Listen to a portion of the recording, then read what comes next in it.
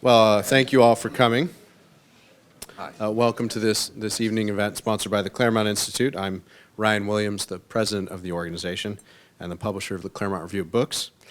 Before we get started, I want to just thank our sponsor every year for the last few years of this program, Stanley Stairs, who's a member here at the Harvard Club and a friend and supporter of the Institute.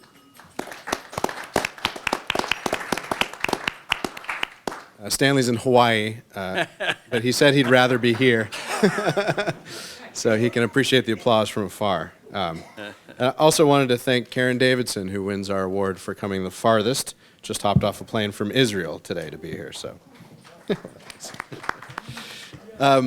those of you who are veterans of these things know that I ask for an indulgence at the beginning to just describe what the Claremont Institute does for new folks here.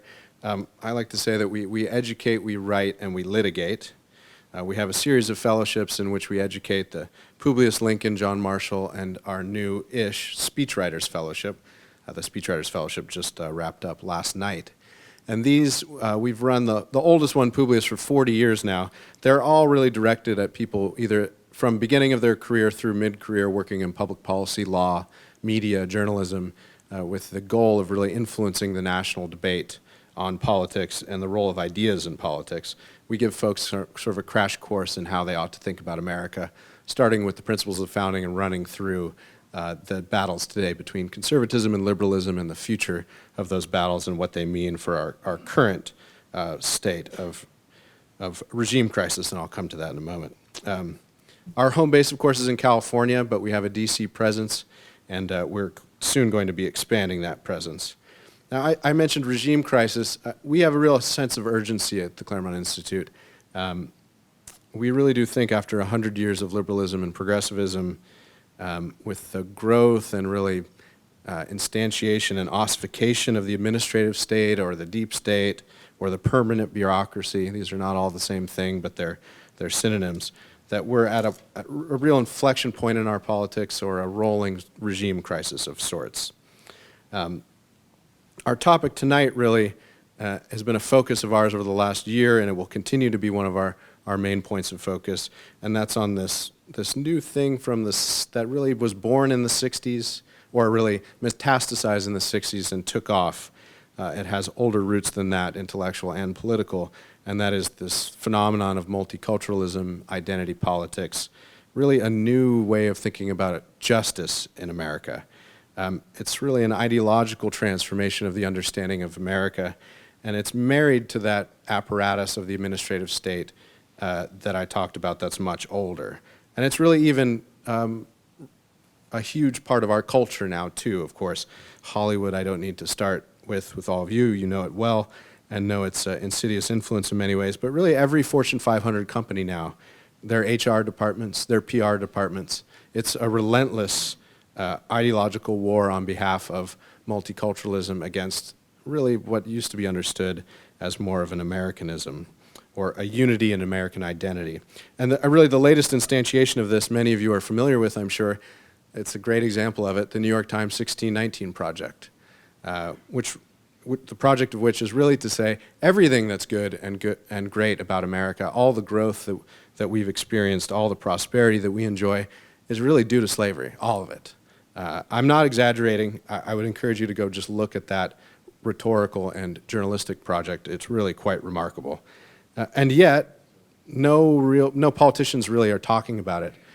In fact, I was talking to our chairman, Tom Klingenstein, earlier today, and this multiculturalism project is one of his passions.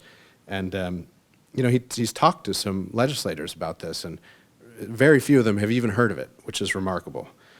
Especially for those of us who make a living off of and live on sort of elite media, Twitter. I mean, it's impossible to miss on that venue. But I think normal Americans, really, it hasn't penetrated yet.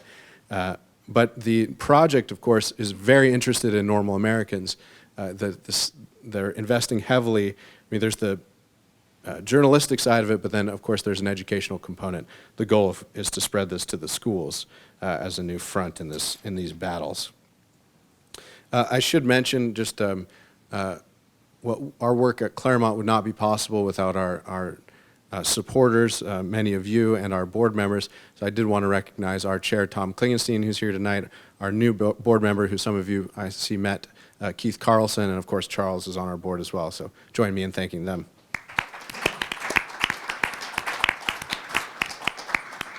So let's get to the main event. I got ahead of myself.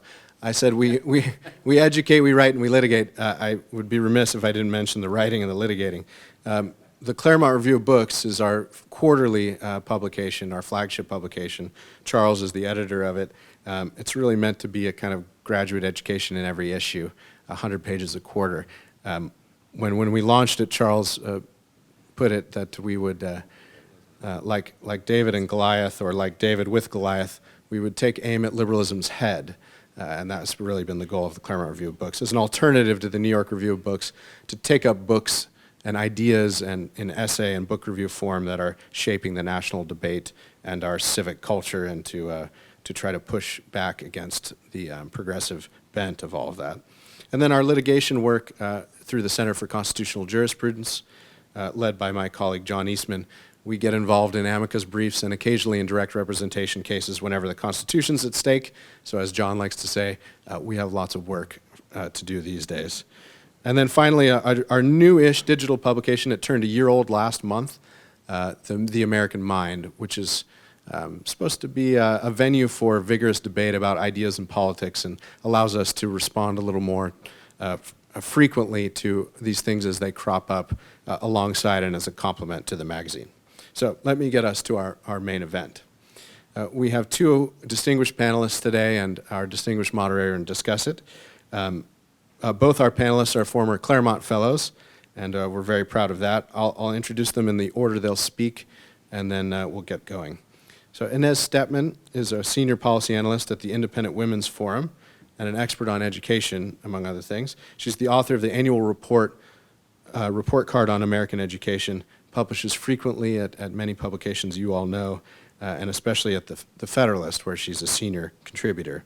And she's also, of course, contributed to the Claremont Institute's American Mind, and we're grateful to her for that. She's going to talk about feminism today and its role in identity politics. David Azerrad is the director of the B. Kenneth Simon Center for Principles in Politics at the Heritage Foundation. He's also the AWC Family Foundation Fellow there. He writes frequently at leading journals of ideas and political opinion, including the Claremont Review of Books and National Affairs. He's taught American politics at American University, and will soon, later this month, join Hillsdale College's Washington Kirby Center as an assistant professor of government and a research fellow, where he will continue his excellent work, sort of, among other things, outlining the roots of this problem that we're all grappling with today of identity politics. And finally, our moderator and discussant, Charles Kesler, as I mentioned, the editor of the Claremont Review of Books. He's a Claremont Institute board member. He's the Dengler-Dykema Distinguished Professor of Government at Claremont McKenna College. He's written on really in nearly all the major journals of opinion and political thought in the country. He's the author of a book I very much commend to your attention. It sounds dated now in the light speed of our current politics, but it's very rewarding, it remains very rewarding, and that's I Am the Change, Barack Obama and the Future of Liberalism. He's a forthcoming collection of essays from Encounter Books on politics and political ideas. So please join me in welcoming everyone. Thanks.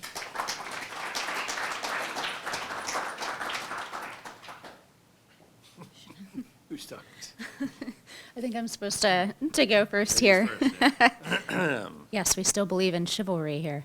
Well, thank you so much to the Claremont Institute for having me here, and especially for focusing on this issue of feminism, which I do think that we have a lot of ink and a lot of panels about it on the right, but all of them seem to have one perspective, in my view, a too defensive perspective, which is we are the real feminists and the left has just gone crazy. So it's interesting because of the identity politics theme of this panel. Feminism is the only form of identity politics where there's an obvious and impossible to avoid interdependence between the alleged oppressed and the oppressor. There's a lot of sleeping with the enemy in this war. But so how should conservatism think about feminism? Should we be accepting certain elements of it? Should we be, as I think frequently folks do express this opinion on the right, should we be holding up the legacy of perhaps some of the older feminists and contrasting it with more radical feminism? Although it's never been clear to me politically why we bend over backwards to embrace a term that only about a third of American women, let alone men, actually embrace. So the vast majority of women in America do not consider themselves feminists. And I just have to do this aside at the beginning. I do think there's a way to distinguish feminism as an ideology from the idea that the Claremont Institute propagates, which is the fundamental equality of all human beings. Especially with equal natural rights that are inherent to us being human beings. But I would argue that feminism isn't that. And I know that there are plenty of definitions, and oftentimes this battle is a battle of definitions. So I'm going to start off with a really simple and widely accepted one, which is the social, political, and economic equality between the sexes. That's the definition the Oxford English Dictionary published in 1895. It's the current definition published in Merriam-Webster, and of course it was endorsed by Beyonce in her song Flawless, so that gave it the pop culture imprimatur. And I also think it's useful to start with this one because I think a lot of conservatives today would think, that sounds about right. There's a lot in that many conservatives embrace, and I'm going to make probably the unpopular argument that we ought not to. It's an old idea. As early as 1779, Judith Sargent Murray advanced the idea that femininity was socially constructed.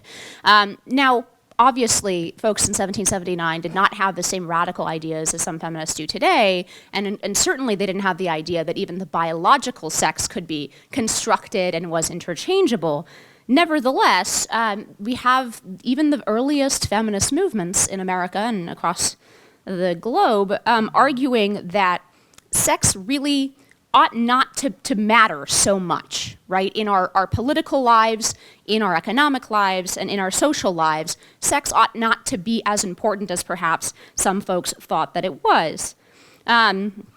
Actually, a lady named DeCrow used to debate Phyllis Schlafly on television a lot, and back in the 80s, and she actually formulated this idea, I think well, which is that she found it arbitrary, you can tell she was a lawyer, arbitrary, capricious, unreasonable, and outdated to sort people into boxes of male and female. French feminist Simone de Beauvoir, who's often cited as sort of the starter of the second wave of feminism, and then as Betty Friedan took a lot of her ideas to America here, but she was first. Being a woman is not a natural fact. It's the result of a certain history. There is no biological or psychological destiny that defines woman. The emphasis on these differences and the importance they take on comes only from social context. So this idea, I think, can fairly be said to run through all three, maybe four, now we're in the beginning of allegedly a fourth wave of feminism, run through all four waves of feminism. So this is not just some radically new idea that was that came about in the last 30 years. Of course, it's advanced and there are many stops along the train, but I think it's a fair definition to start with that encompasses a large percentage of people who consider themselves feminists. Even those feminist heroes the conservative movement has often adopted as her own. So suffragette Alice Paul, for example, abhorred abortion, but she also wrote the Equal Rights Amendment in 1923. So is the idea that sex should not in any meaningful or significant way shape your life desirable, and is it conservative? I would argue no. I think that we should, as conservatives, stand for the principle that sex is a profound part of who we are. It shapes our desires, ambitions, our relationships with one another, and in ways that go far beyond having a little more or less upper body strength or what sort of physical bits we might have under our clothes, that it has a profound and ought to have a profound impact on the choices that we make in our lives. And of course, a lot of those choices are social, political, and economic. So also, while I think there are many objectors, the TERFs among them, right, the trans-exclusionary radical feminists, this basic idea that sex shouldn't matter so much, I don't think is unrelated to where we find ourselves today. After all, if your sex should not in any meaningful way guide the decision-making in your life, in politics, in your social life, and in your participation in the broader society, or in your career or economic choices, is it really such a leap to then say it doesn't matter at all? So, of course, science says that's not true. I know the left likes to pretend they're the party of science, but there is a mountain of evidence that the differences between men and women go much more than skin deep. I'm just going to cite one fairly recent study that came out, and it's harder and harder to do these studies because the Academy does not like to approve them. One recent study found that differences in the brain, sex differences between men and women, start in utero. As in, you can do an ultrasound of a 6-month fetus and find substantial differences in the wiring between male and female brains before we're even born. That's quite a blow to the social construct theory, right? Unless we're all, talking to, you're gonna like little girl, you're gonna like dolls, little girl, you're gonna like dolls. But these differences are more than skin deep. They go to the very structure of our brains, and those things result in different psychological traits on average, different ambitions on average, different preferences in life. Especially women tend to, over and over in studies, women tend to be more relational. They even have different sorts of memories. So they can remember better than men the relationships of objects in a picture, but men are more likely to remember things in a list. There are profound consequences to these differences, and I think we ought to embrace those rather than to constantly fight back and say, oh, well, it shouldn't matter so much. It obviously does. Worse, I think this posture of sort of saying we are the real feminists, or saying that sex ought not to matter in our lives or in our political lives even, it puts us on defensive in a way that I think is counterproductive. So I'll just give you a couple examples of that. In the wage gap debate, right? Obama famously cited over and over again this 20 cents, 79 cents on the dollar, 80 cents on a dollar wage gap between men and women. And conservatives have been reduced in answer to cite fantastic work, for example, by Christina Hoff Sommers, that shows that if you account for choice of major, if you account for hours worked, if you account for years out of the workforce, if you count for even number of hours worked even within the category of full-time, that wage gap shrinks down. But that's a really long argument, and it's hard to make, and it's a defensive one. Whereas I think conservatives ought to make the argument, sure, what's shocking about that? Men and women ought to make different choices. We ought to expect that when we look over large categories, that doesn't mean that we have to be determinative about any individual choice, but when we look at large categories, we should be saying, yeah, the wage gap's a good thing. It means women are acting differently from men, and we ought to expect and, in fact, support that. So I'll just close with a couple things, because I know I'm running out of time. One of the things that I'm most worried about in the next few months, something that is somewhat of a sleeper issue on the right, is the revival of the Equal Rights Amendment. So under new legal theories that are somewhat dubious, but I wouldn't want to test them in court, I'd prefer to defeat it outright, the ERA is likely to get its 38th ratification from Virginia in this legislative term. The House is already busy at work stripping out the deadline. I'm sorry, I should define. Equal Rights Amendment says that it's an amendment to the Constitution that would ban discrimination on the basis of sex. That sounds nice, but it also would be an enshrinement of this idea that sex ought not to matter into the Constitution, and where it will be interpreted in extreme ways by liberal judges. But even if it weren't, I think that it's a negative thing that idea should be enshrined in our Constitution. So what should we stand for? I think there's three really, just a starting point, because I don't think that we have really explored much as a movement what we ought to stand for. We should deny the premise of female victimhood, both today and going back in time. It's not that there weren't real discriminations in place, especially in the workplace against women in times gone by, but I reject the idea. Nobody wants to say this about their grandmothers, right? That they were doormats or victims. Everyone says, no, my grandmother, she was an intelligent woman, she was a strong woman, but yet we put this construction on women going all the way back in time that they were somehow completely helpless. And we should boldly declare the truth and the actual goodness of sex differences and be proud of those differences and stand for those differences. And that means I think we have to be anti-feminist. And we have to, and while that sounds kind of harsh, I actually think that that means that we stand instead for the expressed preferences of women, which over and over and over again have been shown to be contrary to what feminists want for women. So for example, despite, decades of feminist cheerleading, the largest percentage, the largest plurality of American women still say that when they have children, they want to work part-time. They don't want to work full-time.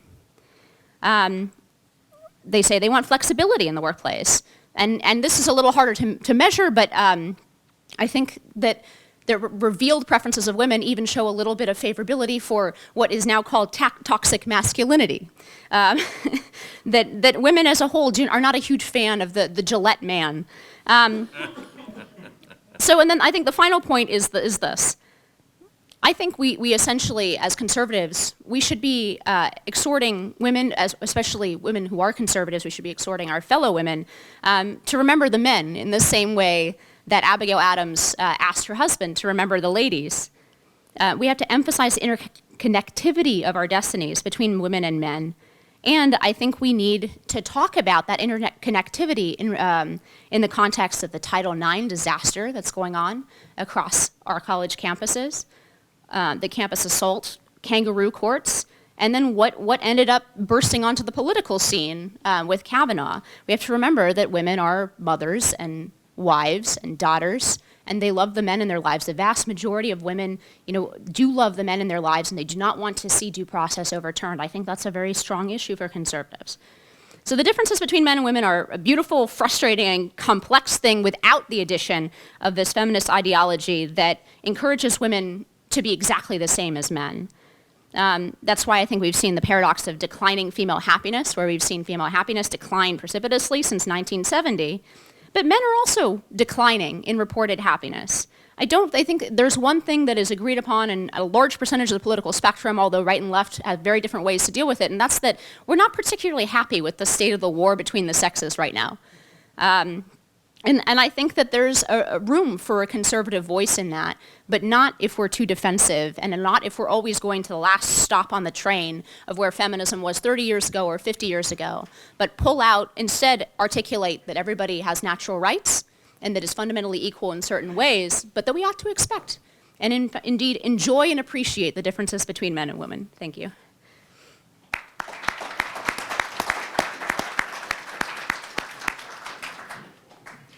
I've lost my voice, so you're going to have to excuse me. I'm going to do the best I can. I'd like to think that this sounds like a sexy, raspy voice, but maybe I'm mistaken. Thank you, Ryan and Charles. I want to very briefly praise Ryan. There are not a lot of young think tank presidents, and Ryan has been doing a kick-ass job for any potential donors here in the room. And Claremont was a fine institution. But it's very impressive to see what he's doing, and I won't reveal his age. So I've been doing work on identity politics for a while now, and a perennial question I get is, why are you so critical of it? Like, what exactly is wrong with building a more inclusive and tolerant democracy? Don't you want to give rights to those who have been and continue to be marginalized, stigmatized, and oppressed? Or as one of my students at AU once put it to me, isn't it better to love than to hate? What do you say to that? And identity politics has concocted this very powerful morality tale. Human history is a grand Manichaean battle between, on the one hand, homosexuals, women, people of color, transgendered people, and then the evil white male oppressors. And then identity politics says we have the exclusive mantle of justice. We stand with the oppressed, and therefore we give you a choice. Are you going to be a racist or an anti-racist? Are you going to be a fascist or an anti-fascist? That's the presentation. Now, once you start to examine the colorful mural of identity politics, some cracks soon start to appear. For example, if you want to eliminate discrimination, it turns out that you need to get rid of the right to freedom of association. If we're going to ban hate speech, as the left wants to do, we will need to get rid of free speech. And as Inez mentions, if we're going to deal with the problem of male rape, we will need to eliminate due process rights for men. So it turns out that more rights for more people also means fewer rights for some people. What I find particularly misleading and actually disgusting is their language of inclusivity, welcoming tolerance, because we all know that no one is more intolerant than a left-wing identitarian. There is no more closed mindset than the people who subscribe to the tenets of identity politics. I mean, the best place to see that is to go to our universities, or as I like to call them, our madrasas of higher indoctrination, and you will see that this word diversity just conceals the most mind-numbing conformity and intolerance. So the question I'd like to tackle this evening is one that is never really put to people on the left who practice identity politics, namely, what exactly is going to happen to the evil oppressor groups when we finally have social justice? So if you accept my premise that it's not all kumbaya and hugs with them, what they never ever want to tell us is what is going to happen to, in particular, the three most problematic groups: white people, men, and non-LGBTQs, straights and so-called cisgenders. And in particular, how these three elements intersect to produce the great Satan, the white straight male who is responsible for almost all that ails America.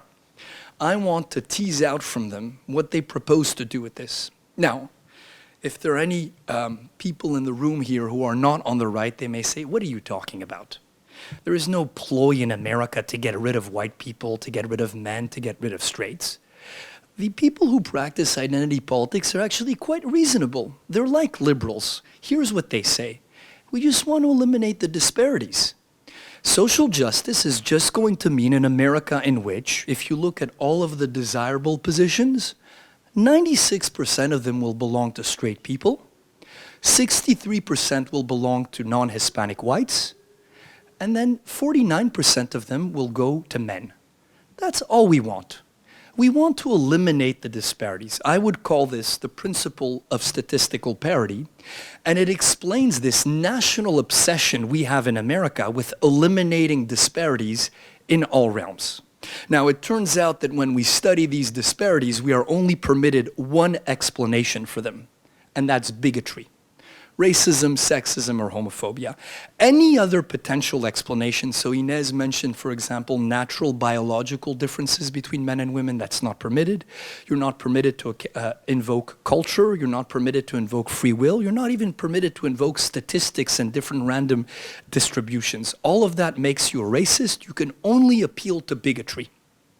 Now, say we concede for one moment to them that this is actually what they want, and that it is somehow just and desirable to have statistical parity in America for all of the so-called oppressed, marginalized groups. One thing you must have noticed in America is that no one gives a hoot about disparities that cut against whites, men, or straight people. So Inez, for example, mentioned the gender pay gap, right? I think we agree that it has received more attention than the Apollo lunar landing. We talk about it all the time. I have a question for the audience here. Who here has heard of any of the countless gaps in which men fare much, much worse than women? Have you heard of the sentencing length gap? Have you heard of the life expectancy gap? Have you heard of the workplace accident gap? Of the life expectancy gap? Of the violent death gap? Of the college attendance gap? Of course not. It turns out that the only gaps we care about are the ones that are to the detriment of minorities or women, and that this principle of statistical parity is basically used as a cudgel against the oppressor groups, and that the goal of identity politics isn't so much statistical parity as it is diversity, understood as fewer whites, fewer men, and fewer straight people. Because when you think about it, this word diverse that we use all the time in America doesn't mean anything. It doesn't tell you anything about the actual composition of a group beyond telling you there you will not find lots of straight people, lots of whites, lots of men. One other way to see this, that what they really care about is diversity, reducing the number of these groups rather than parity, is whenever there is news about America's impending demographic transformation, you know, the year now I think is 2043 when America is going to become a majority minority country, the left can barely restrain its jubilation in reporting that news. This so-called browning of America is greeted with hysteria and such joy on the left, and it's presented to all of Americans as a dispensation from above to which we must all submit. The argument goes like this: America will become less white. There is nothing you can do about it, nor, by the way, should you want to do anything about it, because a less white America is going to be a better America. White people, after all, are responsible for slavery, for Jim Crow, for the Trail of Tears, for the Chinese Exclusion Act, for the Japanese internment camps, and for the systemic racism that continues to define America to this day. The fewer whites, the more diversity, the better the country, the world, and I hasten to add, the planet. And any attempt to halt, slow down, or heaven forbid, reverse this demographic transformation, of course, means that you're a racist. Because only a racist would oppose the rapid demographic transformation of his country, unless, of course, this country happens to be non-white, in which case you want to preserve your authentic, rich culture and allow the natives to express themselves, and you must be opposed to large-scale immigration. So where exactly does this end? They don't just want parity. They want fewer of the bad groups. They don't ultimately want to eliminate them all. There is some sort of a limiting principle, although what it is never stated. It turns out that whites are very, very bad and that they've done so much to the world, but that people who do left-wing identity politics still want to keep white people around. You see, first of all, many of them are white, and then they preach diversity more than they practice it. Joe Sobran, who was an editor for National Review, once quipped that in their mating and migratory habits, liberals are indistinguishable from members of the Ku Klux Klan. Now, that's an exaggeration, but not that much of an exaggeration. You look at where the people who vote Democrat live and send their schools, they tend to be very, very white super zips. And then if you look at the non-white identitarians, in particular the black ones, they have come to embrace something that I would call neo-segregationism. They want to live, study, and work among whites, but they want to do so within the confines of segregated safe spaces. They basically have come to embrace segregated integration. So at the end of the day, we will be left with a rump of whites in this country. What the exact number is, we are never told. They're still going to be problematic, though, even though their numbers will have been reduced and they will no longer be overrepresented in all realms of life. They're still going to be white, with all of the political, psychological baggage that this entails. So what do we need to do to them? There comes in the third prong of the identitarian program. We need to deconstruct whiteness. We need to teach white people that race is a social construct, that it has no basis whatsoever in biology. So in this regard, it is like sex. It's completely made up. But it has been made real politically. And therefore, whites need to learn to recognize that they have privilege. They need to repent for the sins of their fathers. They need to adopt a deferential pose vis-a-vis minorities. Basically, they need to learn their place in America. By contrast, of course, it goes without saying that minorities are never ever asked to deconstruct their blackness, their redness, their yellowness, or their brownness. Their race is no more real than the white race, but they need to take pride in their race. They need to cultivate a sense of racial solidarity because this will allow them to stand up to the evil white oppressors and radically transform the system.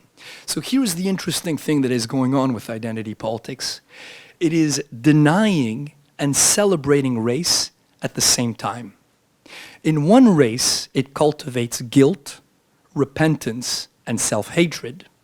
And then in other races, it promotes pride, aggrievement, and vindictiveness.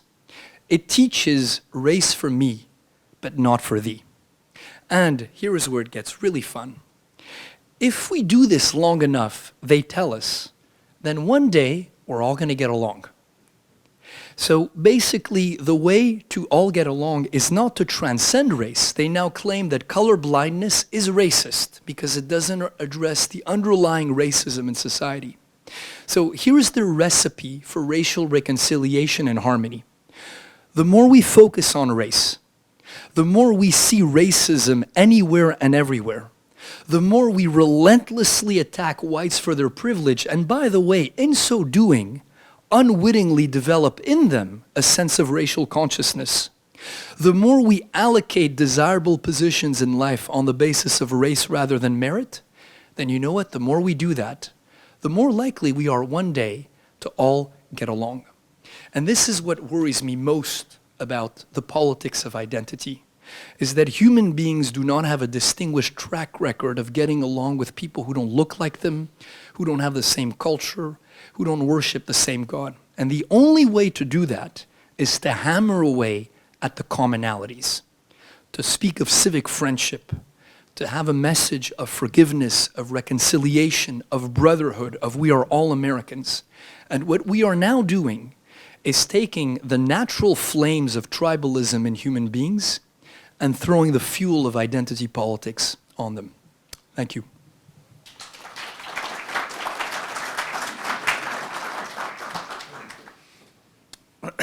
Thank you very much, ladies and gentlemen. I'm here not to make a talk in my own right so much, but to introduce some questions for our panelists.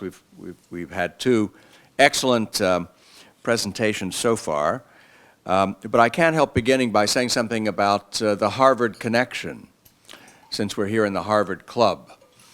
You may have noticed a lot of crimson around you. But the whole discussion about diversity is, in a sense, Harvard's fault. Because Harvard, the term diversity really enters American politics in a major way with the Bakke affirmative action case in 1978. And in the Bakke case, this is the facts of the case involved the University of California at Davis Medical School. Alan Bakke had applied several times and been turned down, whereas favored categories of minorities with 16 seats out of 100 reserved just for them, for which whites or other not favored minorities could not apply for those 16 seats. They could only apply for 84. Minority candidates who fell into the proper category could apply for all 100 seats. That was struck down by the Supreme Court in Bakke. But in the majority opinion, it was a very fractured opinion, a very modern Supreme Court case. You know, in the old days, you would have unanimous opinions in most cases, and you still do have a lot of unanimous opinions. But the major decisions of the court in the last 30 or so years have been very fractured, not only between liberal justices and conservative justices, but between varieties of liberal and conservative justices.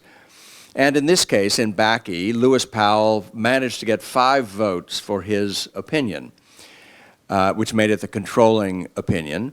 And in that opinion, he said, affirmative action to remedy past discrimination among races or large categories of people was unconstitutional. That was a violation of equal treatment under the 14th Amendment.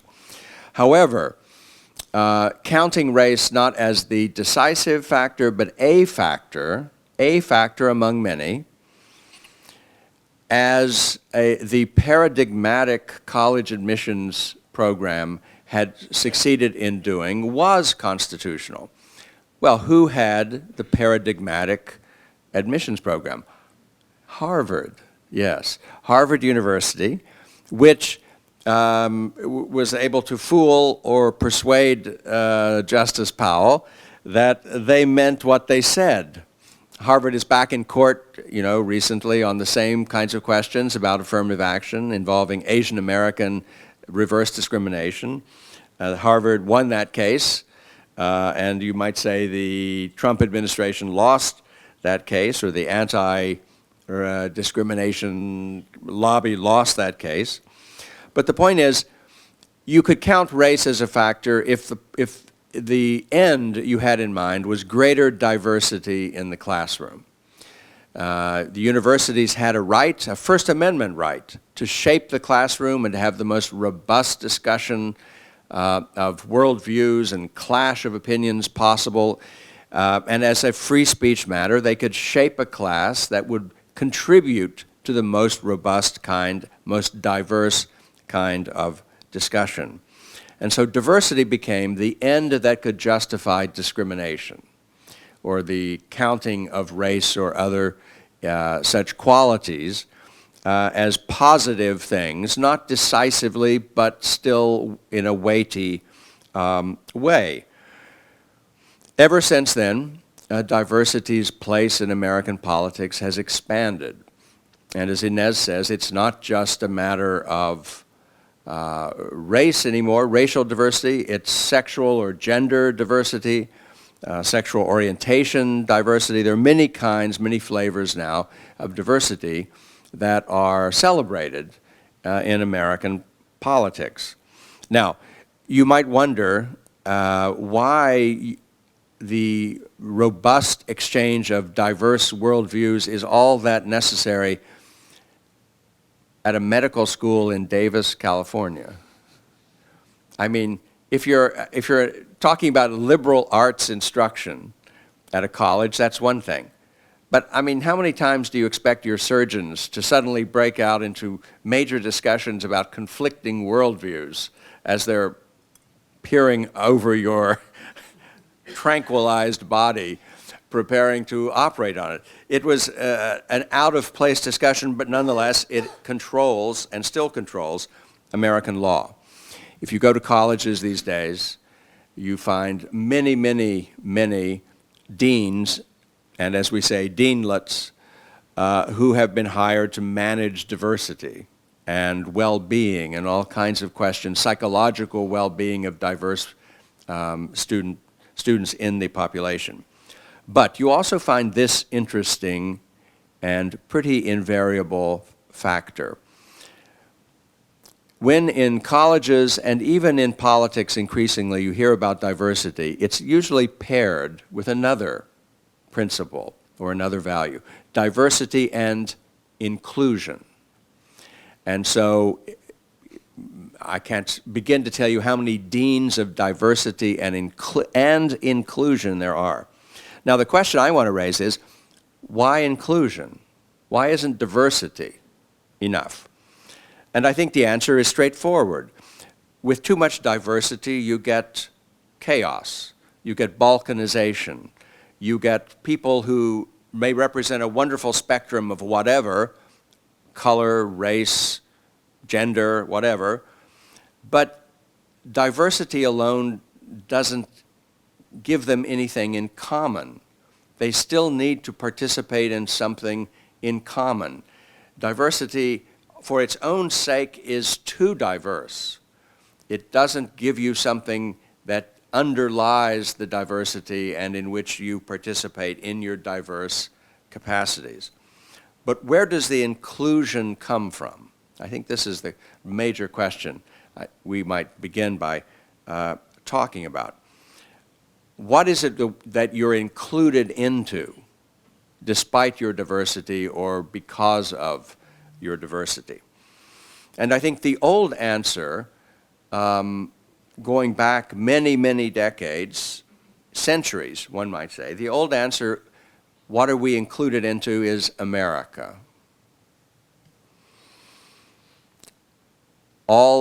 Nothing is more common if you watch a World War II era combat movie than seeing the platoon made up of the Italian, the Pole, the country boy from the South, and a wide variety of ethnicities and perspectives. So in some ways, diversity was always an American principle. It was there, but they pulled together to defeat the Germans or the Japanese. They pulled together to defend democracy, to defend America. What are we pulling together to defend or to assert today in light of the rampant attention on the new and old forms of diversity? This is a big problem for liberalism, and thus for our politics, for all of us. Over the past 30-some years, liberals themselves have been concerned about this. 3 major books have been written about the problem of excess diversity. The first one was Arthur Schlesinger Jr., who wrote a book called Disuniting America. That's almost 30 years ago or so. Then came Richard Rorty, a postmodern, I mean, one of the most radical philosophers in the contemporary American university, who wrote a book called Achieving America. This was about 20 years ago. His point was that the critical liberalism, the liberalism of diversity, would destroy a democratic America, would destroy a democratic community, leaving us nothing in common. And finally, most recently, Mark Lilla, who was here for a Harvard panel 2 years ago or so, sponsored by the Claremont Institute. We do invite liberals to our panels and feature them, in fact, in this case. Mark Lilla wrote a book called The Once and Future Liberal, in which he, in the aftermath of the 2016 election, said, look, Hillary Clinton, by the end of the campaign, was running almost entirely on diversity. She was attacking President or candidate Trump at that point, not for his views on health care or foreign policy, but because he was a racist, a sexist, a homophobe. He was a violator of all the protected categories of diversity, which you're not supposed to violate. And her argument really was, this is not the kind of person you could possibly ever have as a president because he's un-American. He is anti-diverse. But all 3 of these very intelligent, very interesting, and distinguished American liberals thought that diversity without inclusion was a doomsday agenda. But what is it now that contemporary liberalism, on campus and in our mainstream political life, social life, regards as what are we included into with all this diversity? And I think I don't have time to, or the purpose really, to make an extended argument, but I would say what liberals have to say to unite all of these diverse strands, and what they do say now, is socialism.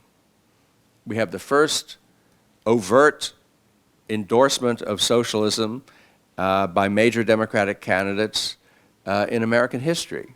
I mean, there was a socialist party for a long time in American history. Eugene Debs ran for office many times in the 20th century, early 20th century.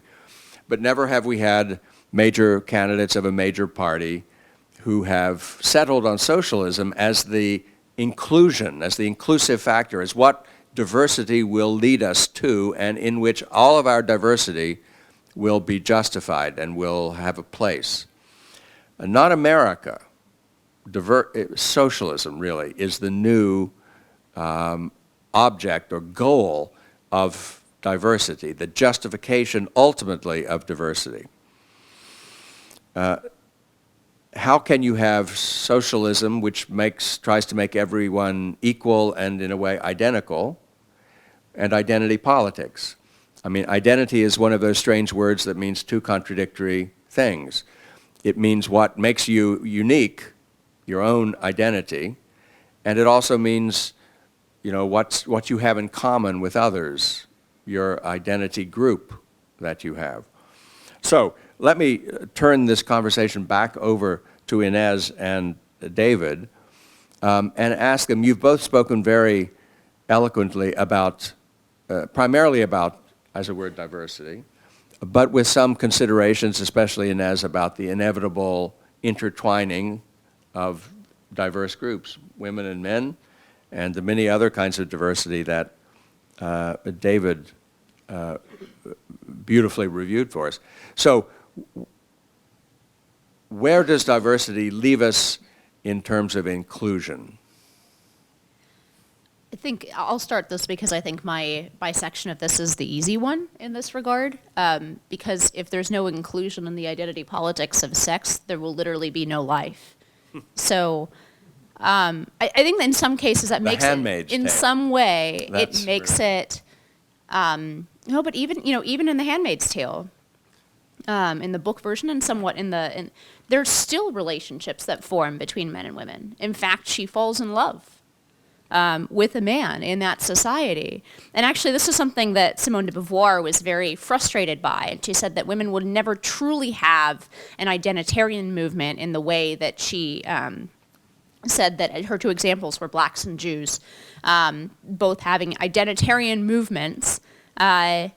And she said that women can never truly have that because theoretically, in the most radical, not that she was saying that everybody subscribed to this radicalism, but in the most radical form, they could imagine, each of these groups could imagine a total separation or a total victory over their oppressors. And she said women never could and never will be able to because of that interdependence. So in some sense, I think my issue is easier than yours, exactly because tribalism is such an ingrained force, and we haven't always lived together. In fact, America is not unique, but rare in the regard of how many different national identities from the beginning were able to come together and form a new American nation. And I think that's like the weight of history is against that project, right? It took an extraordinary regime to create that kind of inclusion among different cultures and ethnicities. Whereas I think with men and women, it's inevitable that it will happen. It's just how rancorous are we going to be? How bad are the battles between the sexes going to get? And I think right now, they're pretty bad. And we definitely see that in campus politics. We see that in the incredibly, in the backlash to Me Too now, where men and women are increasingly unable to work together. And in fact, we have actually in surveys seeing documented, male bosses are pulling back from working with their female subordinates. They will not meet with them because they're terrified. And on campus, it's leading to the destruction of dating between men and women. So I just think mine has a happier ending in the end of it because it has to, right? The alternative is we cease to exist, so we have to find a way to solve this problem, whereas the weight of human history is against us solving the problem of diversity in the ethnic or cultural context, and it took a very special regime to do it, and how to perpetuate that regime in this environment and with the attack of identity politics on that regime is a much more difficult question, I think. So if you look at the question of race, it's interesting to see the evolution or devolution of black radical thinking on this. I can identify three camps starting from the 60s until today. They're all united in the argument that white people are evil and that America is fundamentally and irredeemably racist. That's what really sets identitarianism apart from, say, MLK and the civil rights movement. MLK has many shortcomings. I would not reify him as a conservative hero, but he was quite critical of the black nationalists, the black powers, and we should never forget that he was a Christian. And even I, as a Jew, know that if Christianity stands for one thing, it is love and forgiveness, and that is one thing you most emphatically do not find amongst the racial identitarians. So you begin with Malcolm X, who, for all the insanity of what he believed, at least had the virtue of being internally consistent. White people are devils, and therefore we should go back to Africa. We want nothing to do with you. So no inclusion, to respond to your question, Charles, and this remains alive today in the Nation of Islam and Farrakhan. That's his position. This is a white supremacist country. It will never change. We don't want to stay here. We want to go back to Africa. Then you get kind of the second wave with Stokely Carmichael and Black Power that is obviously very influenced by Malcolm X. And there's no project of returning to Africa. There is no hope of racial reconciliation and friendship. It's more of a balkanization. We want black power, black communities. We want our own thing. America is re-envisaged as a confederation of tribal groups that are all fighting for a slice of the pie. We fight for our own, we live amongst our own, and to hell with the rest of you, but we stay in this country. And then you get the third instantiation is Ta-Nehisi Coates, America's leading charlatan on racial questions today, who is treated like Moses, who comes down from Mount Sinai by the left. Anytime he publishes one of his turgid essays, or I've now heard that he has a novel in the works, Charles, I don't know if you're going to review it for the CRB, but that might be interesting. There it's this kind of neo-segregationism that I mentioned, which is we're not going back to Africa. We are not staying here, but we want to be amongst you all the time, but on our own terms, in our own safe spaces. We want segregated dorms, segregated cafeterias, segregated commencement. So you get this paradox of integrated segregation. So none of them, I think, are a proper answer to your question, Charles, but this reveals the fundamental problem of identity politics, is that it doesn't really have a good answer to inclusion, and that it is fundamentally disuniting. Hence the danger with it for the well-being of the polity. It really offers nothing to unite us. It basically offers the oppressed groups something to bind them together, and that is hatred of their oppressors. But that's the only thing it has going on for it.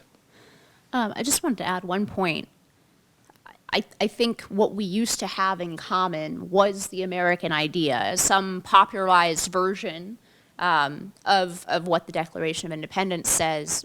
Pride in our Constitution, pride in this idea of America used to be something that, you know, my own parents are immigrants, for example. I mean, the immigrants to this country from all over the world could assimilate too. It's not clear to me that, forgetting about immigrants for a minute, Americans born here or live here most of their lives agree anymore in that sort of, even that 30,000 foot, of course, we've always had enormous disagreements, but it seems to me that for the first time since the period leading up to the Civil War, we have such a fundamental disagreement about what it is to be an American that idea is what held us together. It's what held the different tribes together, even if they cooked their own food and lived in their, we're in New York, right? Lived in their own neighborhoods and had an enormous amount of cultural diversity that sometimes got into conflict, sometimes hot conflict, right? But there was that idea to assimilate to and to have in common. Now I don't know what it is. And that's why I think this form of politics, identity politics, is particularly toxic in our regime, in our country, because we really needed the commonality. You're not like France that was originally constructed around a tribe, and then they kind of added various tribes to the original tribe, and they're sort of trying to work that out. But we never had that, so we more than any country on earth, I think we need the common idea. Why don't we open the floor for some questions? Yes, sir. Right there. Hold on, just wait for the mic. Oh, sorry. We have a mic. Oh, I'm sorry. That's okay. If I might suggest to you, I think you're looking at it the wrong way. You're looking back. World War II's over. It's not coming back. There was I think the most important article was written in the last 10 years for Foreign Affairs by General David Petraeus. The title of his article was, After America, North America. His argument was there were 4 revolutions that have now made the nation state of America obsolete. These identity politics are simply instrumental. The Black Panthers were funded by the Ford Foundation. There are massive power centers in this country that have a different outlook of where the nation states have to go. If you take the European Union, it's a monetary union, but not a fiscal union. They know it will fall apart. The only way you can unite it is to destroy the nation state and have a fiscal union. This identity politics is only in the white, Western Christian nations. It is not in Japan. Japan rejects it entirely. So does Russia. So does communist China. You have a problem of superpower elites that are using this precisely to destroy this nation, very, very consciously. Petraeus supported Hillary Clinton. Stanley McChrystal supported Clinton. They're not stupid people who don't know where they want to go. The new identity is a larger political unit. And in a larger political unit, diversity is like empire. You're no longer going to be, they don't want you to be, a nation state. And there is, I believe, the conflict where Trump just stumbled into this and didn't realize how massive that power is. But I think you should start looking at Petraeus and forward of where they intend to go. Thank you so much. May I return this? Thank you. Well, it's certainly true that a lot of America's elites don't truly view themselves in a more fundamental sense as American. And I don't mean that in a hyperbolic sense. I grew up in Palo Alto, which unfortunately the people I grew up around are now running the world. That's a terrifying thought. But they really do not view themselves, and many of them are nice people. I have plenty of friends still. I wouldn't say that American is an identity that they embrace. They see the mere embracing of the nation state of a national identity as jingoistic at best and bigoted at worst, and backwards looking. To your point, they think that the future is transnational, it's global. But I think we're seeing the vengeance of the nation state, right? In a lot of these elections, not just with Donald Trump, but in Europe, with to what are in my mind are better or worse forms of it in different countries. But we are seeing that people are not, the majority of people, even in some countries that are left of center, are not on board with a completely homogenized future and a completely post-national future. So it's not at all clear to me that that's where we'll end up going, because I do think that backlash is pretty powerful.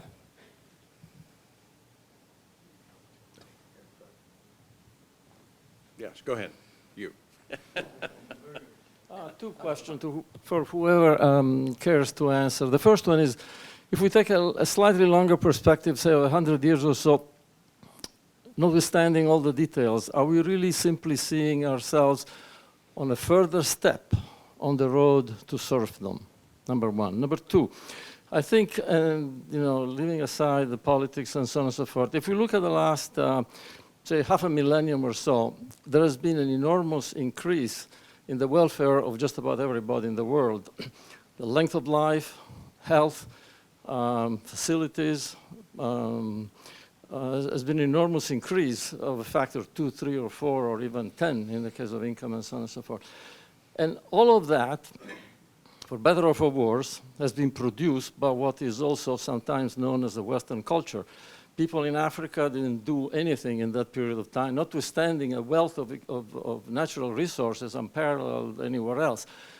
The East, anything else, no progress, comparable progress has been experienced because of something. And the something is the difference of what is known as the welfare culture. Now, that was made of men, women, children, old, and so on and so forth, Jews and non-Jews, all kinds of people, but it was in the context of a culture, Western culture.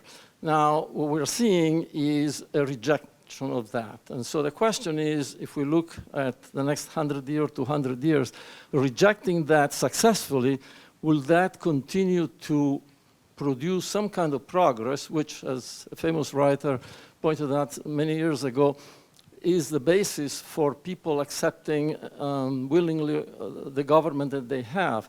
If the progress in terms of welfare, in terms of health, and so on and so forth, no longer is there because technology is not developed as much, people will look at their children not as a population that will have a better life than they themselves have, but worse. And therefore, they may very well rebel and insurrect against their government. So with the rejection of the culture that has produced the progress that we've experienced in the last half a millennium or so, will that mean a massive instability of our institution with all the consequences that entails? Thank you. Well, on the first question is about the road to serfdom. Yes, in a sense. I mean, the road to serfdom was Hayek's warning about socialism, that far from being progressive, it actually led back to a pre-liberal time, a time of unfreedom, before individuals had a right to life, liberty, and the pursuit of happiness, but were owned or were attached to the land in ways that were fundamentally unfree. All that is true. Socialism is the perfect ideology for diversity because socialism has always practiced a divide and conquer strategy. The effect of socialism is to dissolve the family, to dissolve private property, to dissolve any division of labor and any private associations, including the private relations of husband and wife and children. I mean, from Plato to Marx, socialists have sought to dissolve the family in order to create a totalitarian, as it were, sort of society, totally fixed upon political life and a common good, however poorly defined in some cases. That's all true, yes. Now, but the other thing is, the culture question, the second part of your question, I would say the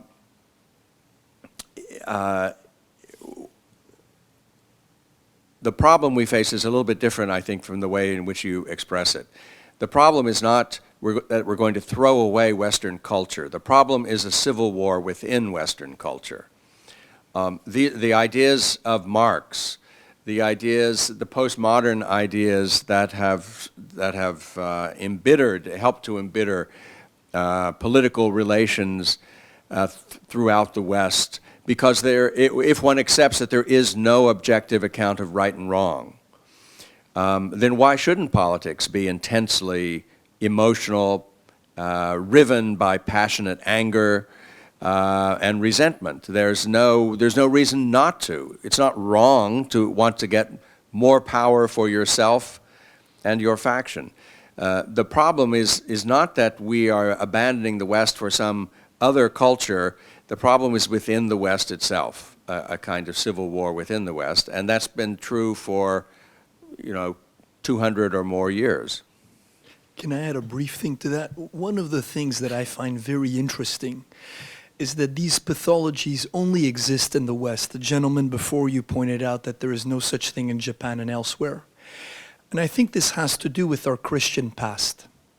That identity politics is a secularization of Christian categories. It's about inherited guilt. It's about the sins of the father. It is, however, a modified Christianity that really removes the hope of redemption. But I don't think you can understand what is going on with identity politics outside of these Christian categories, and it's no surprise that our universities, that with the exception of maybe UVA, all have their roots as Christian schools, are the ones that have been promulgated this new teaching. As traditional Christianity declined amongst the elites, this came to replace it. But what I find most fascinating is, why does a country like Sweden, which didn't do anything in the Holocaust, had no colonies, had no slavery, had no Jim Crow, why the self-hatred? Why the guilt? Why the refusal to defend one's own culture? I think it's it's a sense of inherited guilt and sin from the past that I don't think can be explained outside of a secularized Christian context. And to be clear, I'm not blaming Christianity for this. I'm saying that, as Nietzsche famously said, we've killed the Christian God but kept the Christian values. Or as he once said in the voice of one of the radicals of his age, It is the church we hate, not its poison.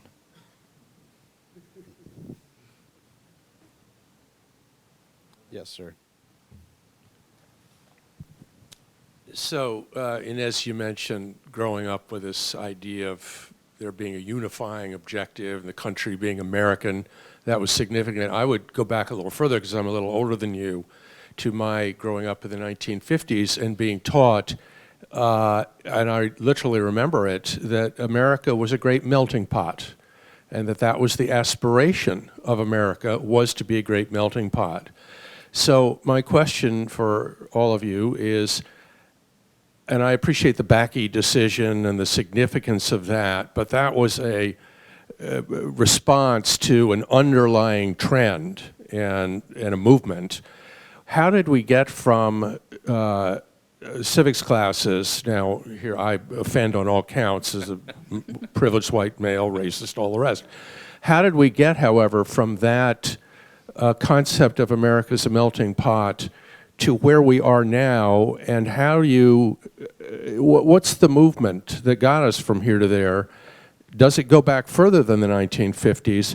And why has it become so, in my mind, incredibly inflamed, literally in the last year, where if I pick up the paper almost every day and watch what's going on and what's being said, and what kind of mainstream leftist thinking, if there is such a thing, is about, it's just exploding in ways that really challenge your imagination. So first of all, I didn't mean to imply that, in fact, my childhood was the beginning of this. I actually, it's gotten worse. Since, I was born in 1987, for reference. It's not a, I guess I have to say that, even though I'm a lady. In this context, I have to say how old I am.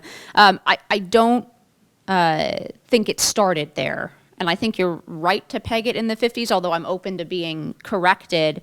I will say, to your last point, the question about how this happened, I think it's pretty simple. I think it's the fact that the conservative movement, as constructed by Buckley originally, has never prioritized the cultural issues and, more importantly, cultural institutions.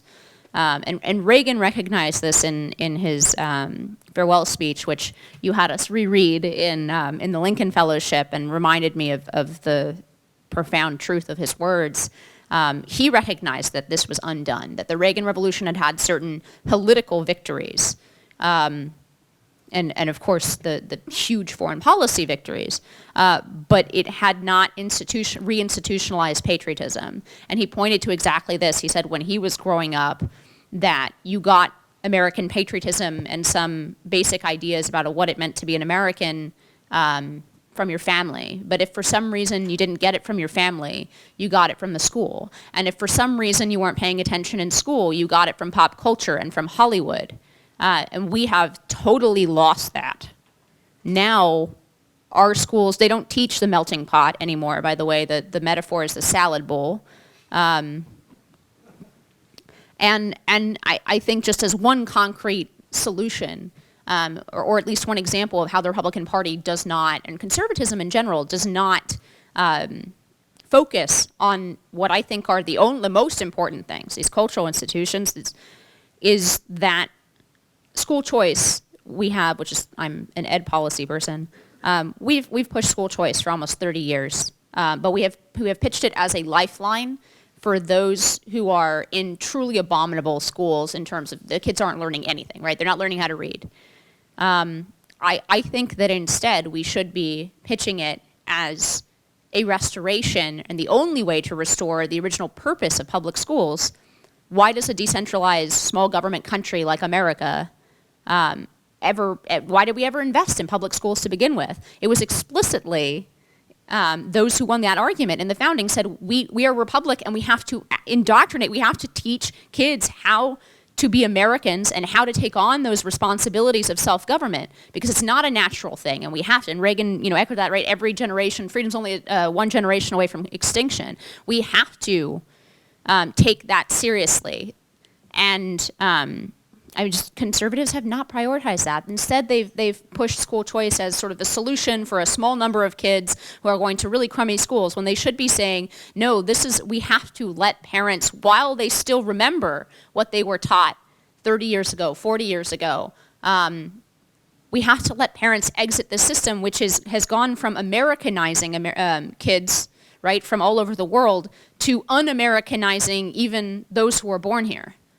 And I think that's an incredibly important issue, and I think a large part of why we find ourselves in this place today is because conservatives prioritize short-term political victories rather than looking at how they could perpetuate their values and American values through the education system, and that applies double to the academy and higher ed. Time for just one more here. Mike's coming. Is it on? Yeah. So I haven't heard any discussion in anything about economics in this context of this discussion. And I'm trying to sit here thinking, where's the commonality comes to? And it occurs to me that basically in one degree or another, what everybody has in common in every group is a certain amount of greed. They want to have their economics improve.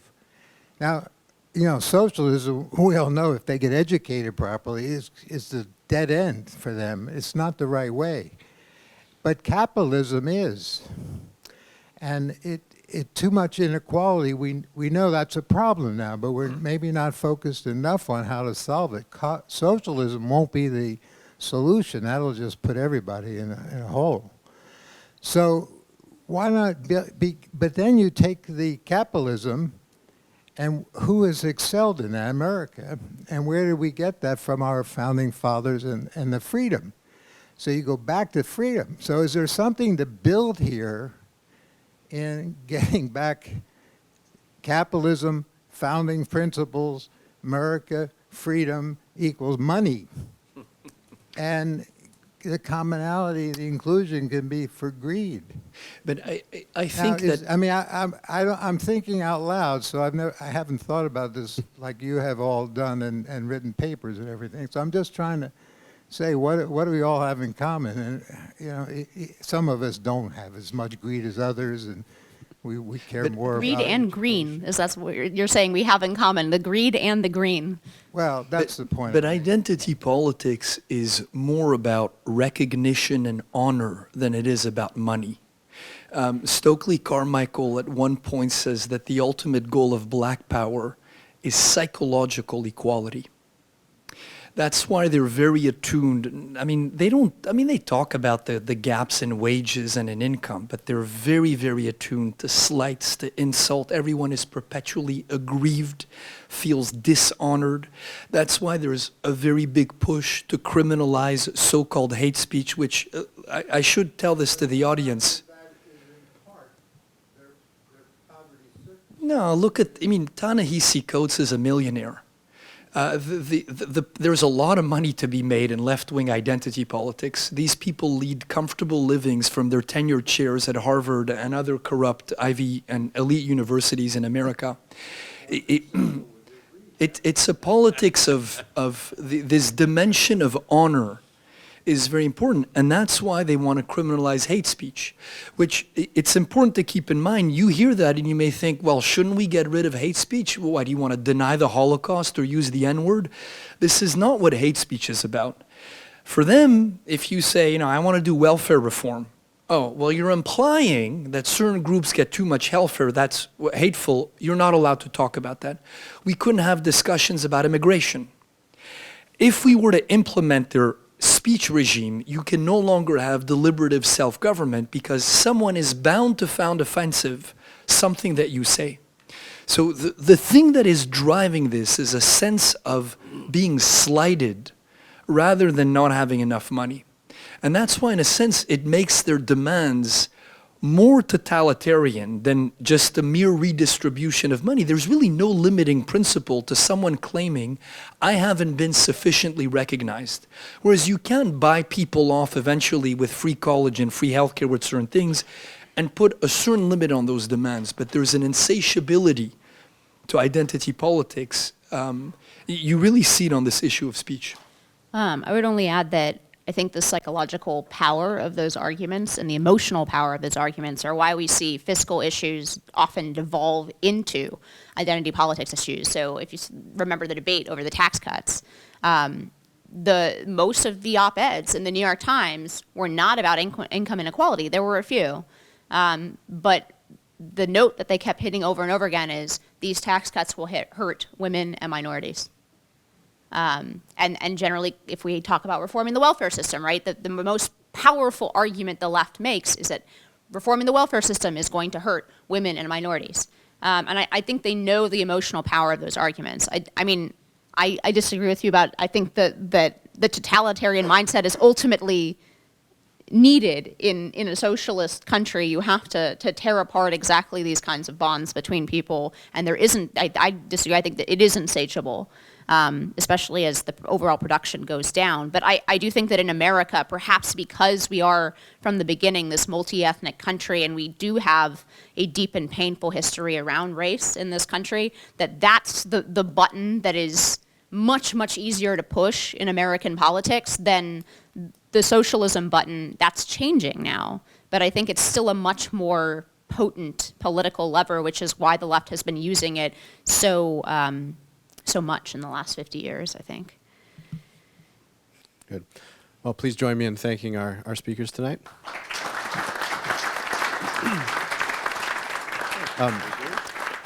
Thank you all very much for coming. We raised 98% of our funds at Claremont. We don't really sell much stuff, so none of this would be possible without all of you who support us. So thank you if you do, and if you're encouraged to learn more about us, we're here to enlighten you. Visit claremont.org, claremont.org/CRB, theamericanmind.org, and check it all out.